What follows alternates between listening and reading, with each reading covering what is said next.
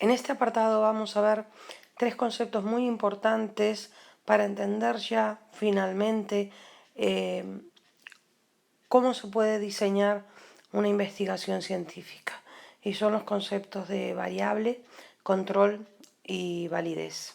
En primer lugar, vamos a ver cómo el objetivo de una investigación, que ya vimos que era ver cómo los cambios en una determinada medida, que es la variable dependiente, ¿no? Aquí lo tenemos, se deban únicamente a una manipulación en la variable independiente. Esos cambios o esa variación, que es lo que vamos a ver en primer lugar, la variación, se deben a diferentes factores. Esos factores que nosotros vimos antes que teníamos que controlar, por ejemplo, y que también intervienen, que son las variables extrañas y también factores aleatorios. De ahí va a venir la segunda parte que tenemos que revisar, que son las técnicas de control, ¿no? Y en esas técnicas, de control, vamos a ver cómo se debe aplicar el principio max mix con, que es lo que vamos a ver aquí, ¿vale? Y para entenderlo, porque vamos a ver que hay que maximizar la variable sistemática primaria, minimizar la varianza error, ¿no? La variable de error, y controlar la varianza sistemática secundaria. Es obvio que tenemos que saber qué pasa con la varianza de error, ¿vale? Que es esa que tenemos que minimizar, y qué pasa con la varianza sistemática, que está constituida por la primaria y por la varianza secundaria, ¿no?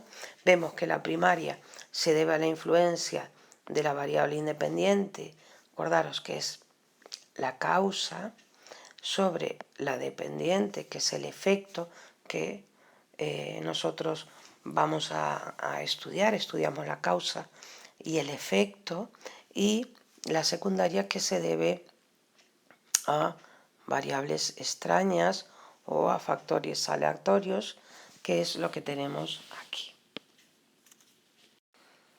Veíamos entonces que teníamos que estudiar la varianza total, ¿no? Que tenía que ver con lo que explicamos en el vídeo anterior, el tema de las variables y cómo se relacionaban, y que se define como la variabilidad, la varianza total, se define como la variabilidad de las medidas observadas en la variable dependiente, acordaros que es el efecto, después de someter por lo menos a dos condiciones, porque vamos a tener que probar varias cosas para ver qué sucede, ¿no? En la causa, que sería la variable independiente. Esas dos condiciones son por lo menos la presencia y la ausencia de algo, ¿no? De un tratamiento, de lo que nosotros decidamos aplicar. ¿Por qué se llama varianza total?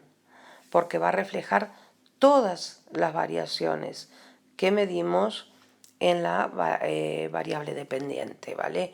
Y que son provocadas por los cambios que nosotros, por las manipulaciones que nosotros hacemos en la variable independiente, que, acordaros, es tomado como causa. La varianza total surge de la suma de la varianza sistemática primaria, de la varianza sistemática secundaria y de la varianza de error, ¿vale? La varianza sistemática primaria, que también es llamada varianza intergrupos, que lo más usual es llamarle varianza sistemática primaria, es debida a la influencia de la variable independiente sobre la variable dependiente, o sea, de la causa sobre el efecto, ¿vale?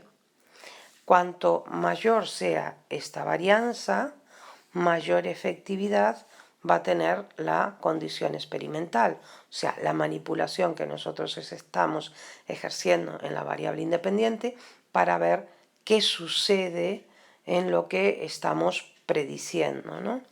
La varianza secundaria se debe a la influencia, de las variables extrañas, ¿vale? Que fueron las que nosotros dijimos en el anterior vídeo, que hay que conocer, es fundamental, no las podemos ignorar, porque debemos controlarlas. Por último, la varianza de error, o también llamada varianza de intergrupo, se debe a la influencia de factores aleatorios, que ya hemos hablado de los factores aleatorios. Son factores que nosotros, azarosos, que nosotros no podemos prever, ¿vale? Y que, por lo tanto, al ser aleatorios, azarosos, etc., es lo que queda de la varianza total cuando se han eliminado todas las varianzas sistemáticas, ¿vale? Como tal, como aleatoria, es impredecible y se va a estimar en función de las diferencias que hay, las diferencias aquí lo tenéis que hay, entre los datos de los sujetos de investigación, ¿no? Dentro de los grupos.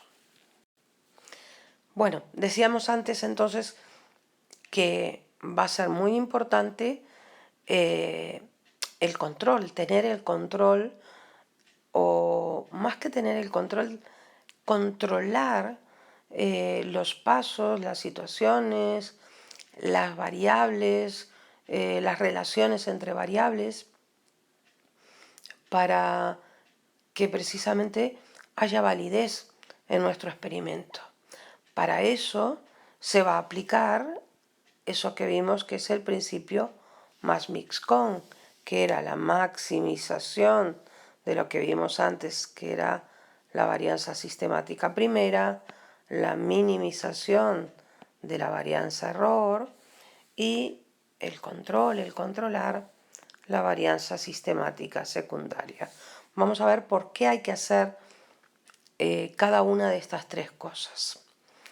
En cuanto a la maximización de la varianza sistemática primaria, lo que se hace para maximizar esta varianza es elegir los valores de la variable independiente más adecuados, eso hay que verlo en cada caso, según la relación que hay con la variable dependiente, Se utilizan valores extremos o valores intermedios de la variable independiente según si lo que hay entre la relación que hay entre la variable independiente y la dependiente es una relación lineal o es una relación curvilínea, ¿vale?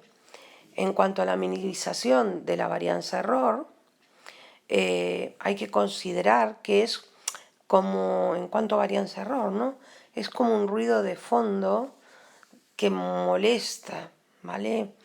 Es una variabilidad inconsistente que está causada por fluctuaciones aleatorias, que al ser un ruido de fondo se terminan compensando entre sí, ¿vale? Y que es imposible de pronosticar, como si las variables sistemáticas, ¿no? Y por tanto es muy difícil de controlar, ¿vale? Ahí podéis leer vosotros cuáles pueden ser los orígenes de la varianza de error y entenderéis por qué precisamente hay que minimizarla. Y por último, controlar, ya que no se puede controlar, hay que minimizarla, ¿no? Hay que controlar la varianza sistemática secundaria, que son las variables de error que no se han podido controlar, ¿vale? Y que van a tener el siguiente origen.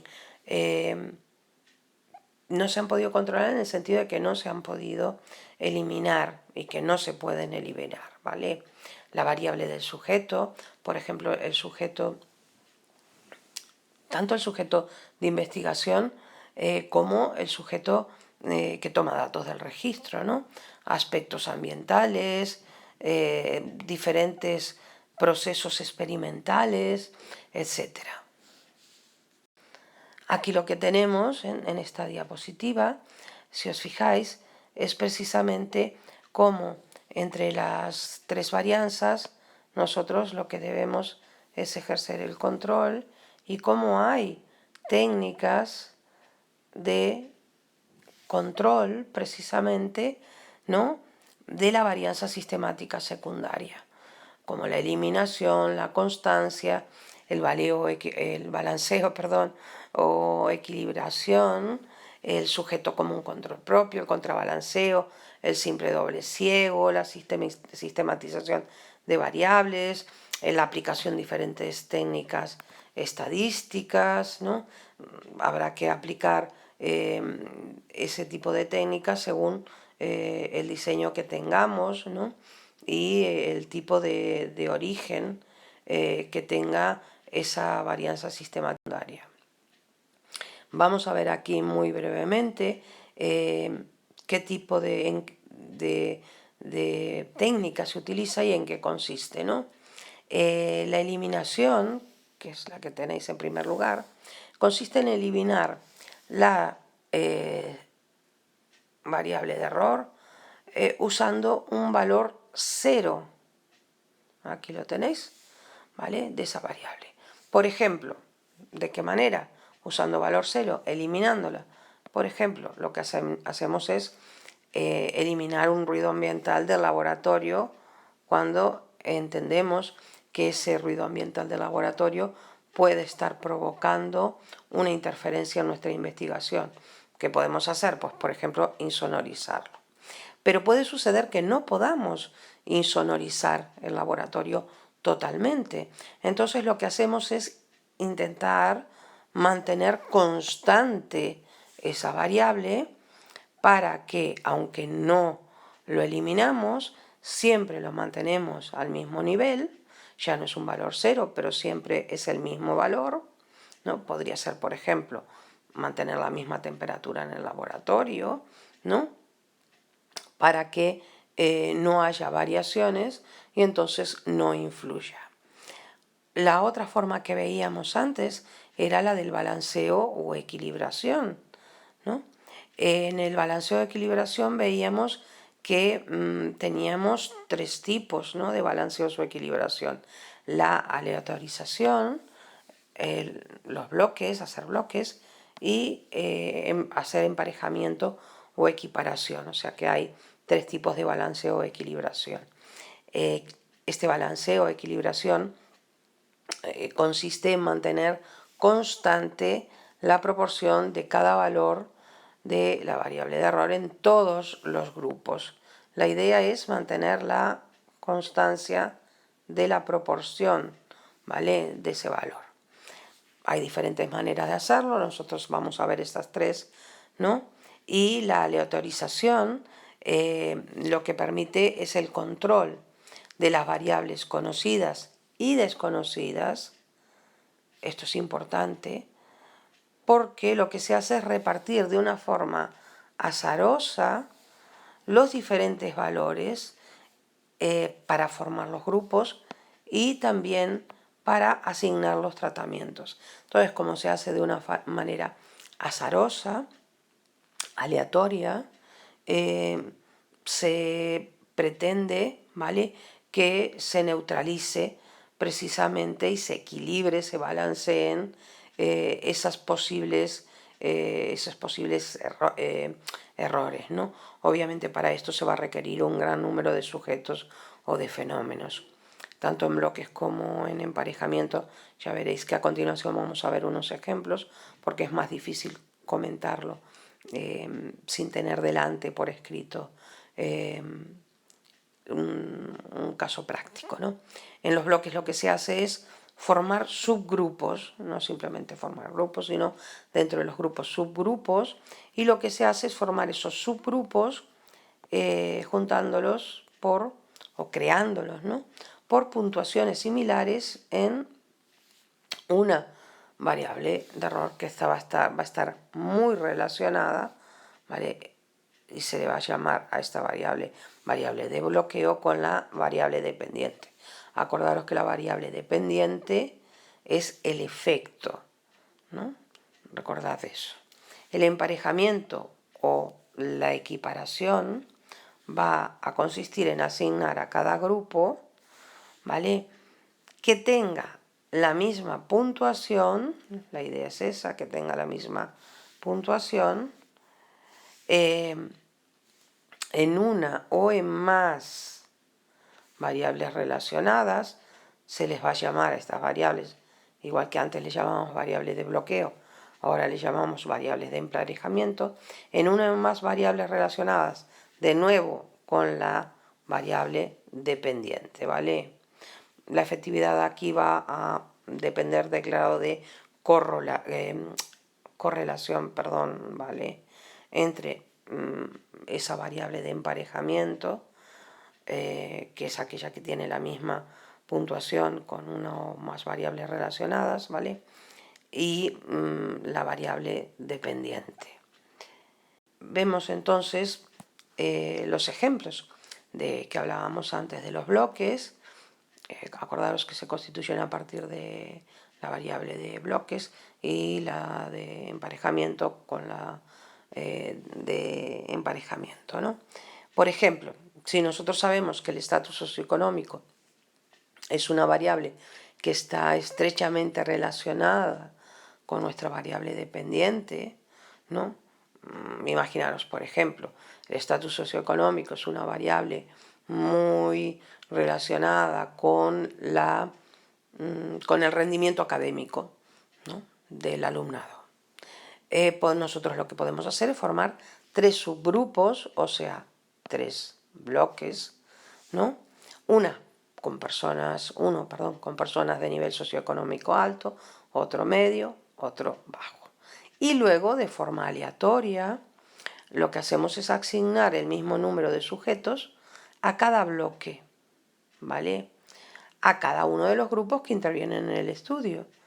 Así, lo que lograríamos sería tener en todos los grupos, gracias a esta forma aleatoria, ¿no?, de asignar, tendríamos en todos los grupos la misma proporción de presencia de los 3 valores, ¿vale?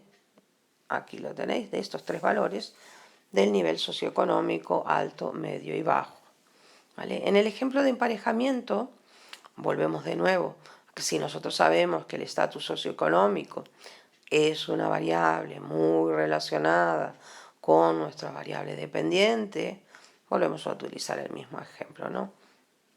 Rendimiento académico, pero tenemos una muestra más pequeña, ¿no?, porque para lo anterior necesitamos una muestra grande, para que tenga validez. Ese es el tema, ¿no? Que tenga validez va a significar no solo que tenga una validez interna, que esté bien hecha la investigación, sino que va a depender, ya lo veréis, de que sea generalizable, ¿no?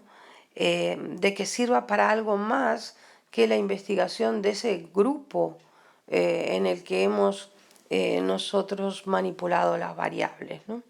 Entonces, si nosotros tenemos una muestra pequeña, porque 20 sujetos es una muestra muy pequeña, utilizaríamos únicamente la medida de estos sujetos.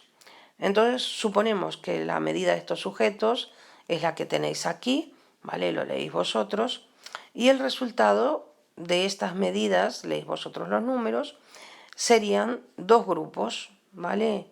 Y estos 2 grupos solo saldrían con 9 participantes emparejados, ¿vale? ¿Por qué? Porque las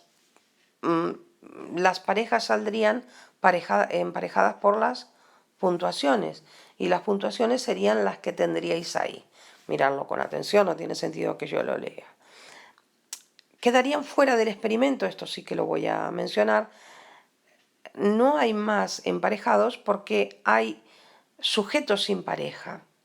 Los sujetos sin pareja son las puntuaciones, 2 sujetos sin pareja, son las puntuaciones 5, porque hay 3 entonces 3 sujetos con 5 en valor 5, entonces solo los podríamos emparejar a 2, uno ya quedaría sin pareja, y hay alguien que tiene valor 10, pero es solo una persona, y esa persona no tendría pareja, ¿vale? Así podríais entenderlo mejor. Lo que vemos en esta diapositiva son 3 formas de control, ¿vale? De la varianza sistemática secundaria. La primera de ellas es el sujeto como control propio, que es esta,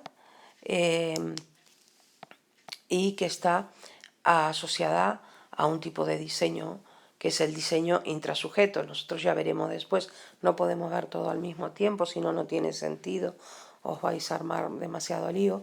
Tiene que ver a un tipo de diseño, que es el diseño intrasujeto, ¿no? Y sirve para controlar, que es lo que os interesa, sirve para controlar la variable de error procedente de sujetos, ¿vale? ¿Qué problema hay con esta variable que surge de sujetos? Que cuando nosotros aplicamos esto, el orden de cada tratamiento, el orden en el que se aplica cada tratamiento, cada condición en la investigación, cada vez que hacemos algo, ¿vale? Para ver qué sucede,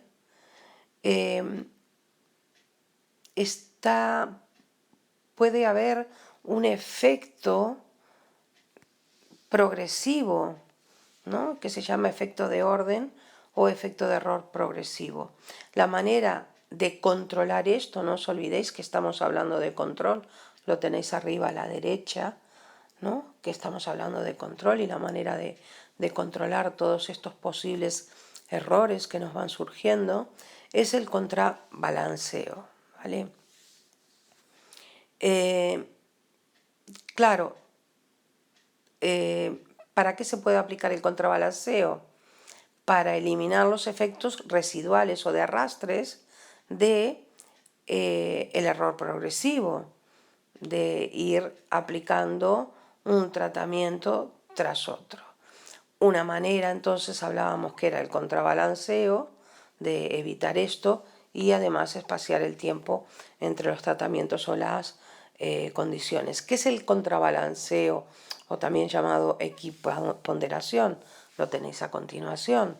Lo que se intenta aquí es ordenar los tratamientos de tal manera, ¿vale? Lo que se hace, ordenar los tratamientos para que el error progresivo, fijaros, el error progresivo quiere decir que va sucediendo según se van aplicando los tratamientos, se distribuya equitativamente entre todas las condiciones, ¿vale? Y lo que se hace es que cada condición ocupe cada orden precisamente dentro de la secuencia el mismo número de veces para que se contrabalancee, que no se vayan acumulando los errores precisamente por ese efecto arrastre que les mencionaba antes. Hay otra forma muy interesante de controlar estos errores, y estos errores que afectan a la validez, ¿vale? Que afectan muchísimo por el efecto del experimentador, por el llamado efecto del experimentador, porque quien experimenta, quien investiga, son personas que tienen expectativas sobre lo que investigan, y también por lo que pide la propia situación experimental, donde en muchas ocasiones los sujetos experimentales son seres humanos, ¿vale? Ante esto hay dos tipos de sistemas de control, que es el simple ciego y el doble ciego. En el simple ciego lo que se hace es que los participantes, normalmente esto se aplica cuando hablamos de de personas, cuando los sujetos de investigación son seres humanos, en el simple ciego lo que se hace es que los participantes desconozcan la situación experimental en la que están o el tratamiento que se les aplica. Por lo tanto, ello va a implicar que va a haber necesariamente dos grupos, un grupo de control al que se le va a administrar un placebo. Tenéis que buscar esto, ¿vale? Se le va a aplicar una sustancia que no... o debería implicar esto, ¿no? Una sustancia inocua, ¿no? Que no tiene nada, o por ejemplo, si se le dan sustancias, ¿no? Y no saben si se les aplica o no se les aplica el tratamiento, o si se les aplica un tratamiento y no es placebo, se les dan diferentes dosis, no sabe nada, eso es el simple ciego, ¿no? Por lo tanto, no puede, digamos, como sugestionarse con lo que le están dando, o si se sugestiona, realmente no tiene ningún fundamento objetivo.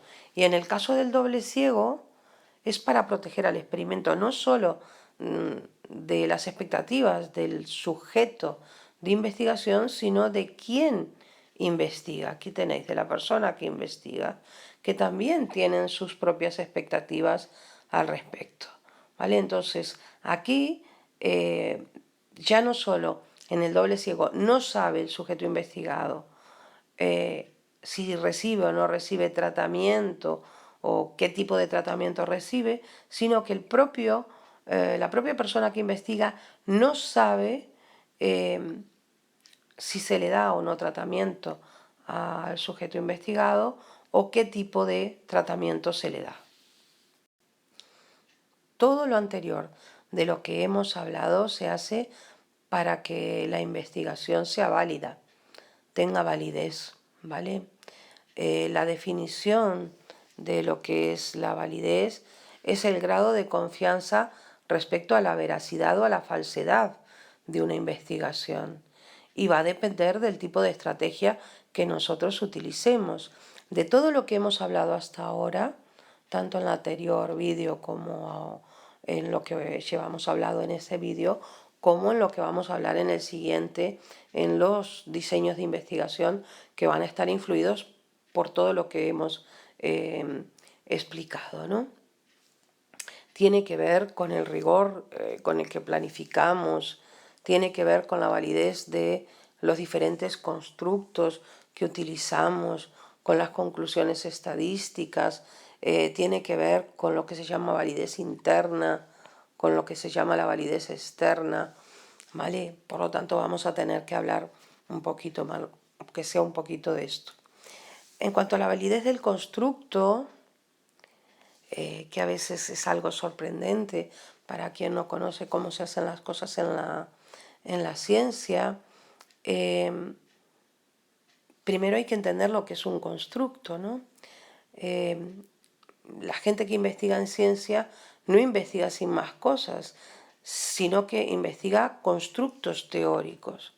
Ellos construyen lo que van a investigar y lo construyen mediante definiciones que están constituidas por características y que tienen que ser operacionalizados, ¿no? Porque luego van a tener que ser medidos. Por ejemplo, si quieren saber algo sobre los infartos, tienen que definir lo que es un infarto, van a tener que buscar características que definan los infartos y van a tener que decir cómo esas características van a ser medidas. Eso es un constructo de infarto y va a tener que ser aceptado o no aceptado por otros investigadores de los infartos. Entonces, nosotros lo que tenemos que ver, ya nos imaginamos, ¿no?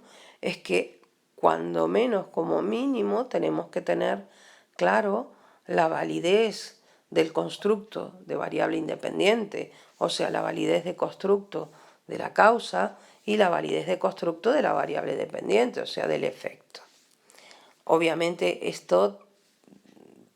el crear estos constructos tiene amenazas, porque tiene la amenaza de una inadecuada comprensión del constructo teórico, una inadecuada, aunque no está aquí, construcción del constructo, ¿no? Una inadecuada medición de esos constructos y aparte que haya una reactividad o cómo se reaccione ante estos constructos por parte de los dispositivos, y eso incluye obviamente a quien investiga, que van a registrar y que van a considerar cuando estamos o no ante ese constructo, por ejemplo, cuando estamos ante un infarto. Además de esto, vamos a tener vamos a tener la validez de la conclusión estadística, ¿vale? O inferencial, que va a ser el grado de confianza en la potencia de un diseño para detectar un nivel estadístico del efecto del tratamiento. Va a haber en ese sentido dos inferencias estadísticas que van a ser muy relevantes. Por un lado, si hay covariación, o sea, si varía una, varía la otra, entre la variable independiente, que era la causa, recordad, y la variable dependiente, que era el efecto, y en caso de que haya esa covariación, o sea, si varía una, varía la otra, eso es la covariación, ¿cuál sería su magnitud? ¿Cómo medirla? ¿Qué impacto estadístico tiene? Etcétera, ¿no? Además, tenemos como muy importante la validez interna y ya veremos también la validez externa. La validez interna es una validez básicamente de carácter lógico, ¿no? Porque es el grado de seguridad, es el grado de seguridad que se tenga de que los efectos de lo que nosotros hacemos en la variable independiente, ¿no? Que el tratamiento se deben a que la inferencia causal, ¿no? es válida. Y esto se logra cuando hay una contigüidad temporal, o sea, cuando una cosa sigue a la otra, no simplemente cuando covarían, o digamos que no sería una condición necesaria y suficiente que covaríen, sino cuando hay una contigüidad temporal, por lo tanto, cuando hay una dirección en la causación entre variable independiente y variable dependiente, y cuando se es capaz de eliminar hipótesis rivales, ¿vale? Entonces la validez interna se va a lograr cuando, recordad, se controla la varianza sistemática secundaria, ¿vale? Cuando los grupos exclusivamente difieren entre sí por el tratamiento y cuando la medición en el efecto, o sea, en la variable dependiente, es válida y es fiable. Finalmente, la validez externa va a consistir en algo de lo que ya hemos hablado, en el grado en el que nosotros podemos generalizar la relación causal que hemos observado en la investigación, que puede ser una validez poblacional, o sea que nosotros podemos extender los resultados que obtuvimos hacia la población de referencia, pero también hacia otras poblaciones, ¿vale? No solo quedarnos con los resultados en la muestra que estudiamos, ¿no? lo que se llama también la validez ecológica, que es no solo la validez anterior, la poblacional, sino también poder extrapolar hacia otros contextos, cambiar esos resultados, aplicar esos resultados cambiando de ese contexto hacia otros contextos, y además la validez histórica, que vendría a ser como la anterior, pero en vez de cambiar contextos, cambiar de un momento temporal, lo que vale en ese momento de la investigación, a otros momentos temporales, que no solo se quede en ese tiempo, sino en otro que pueda llevarse a otros momentos, ¿no?